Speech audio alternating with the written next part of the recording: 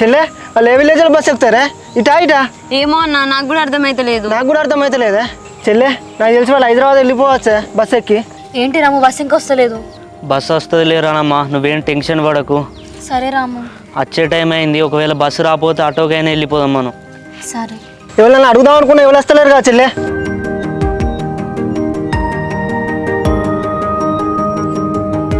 ఏమని చెల్లె? అన్న, ఇది రాము కండువా. అవునే చెల్లె, ఇది రాముగాందే. అన్న, రాము కండువా ఇక్కడనే ఉన్నదంటే వాళ్ళు ఆ విలేజ్ లోనే బస్ ఎక్కుదాం పోయినట్టున్నారు. వెళ్దాం దా అన్న. అవును చెల్లె, వెళ్దాంపా.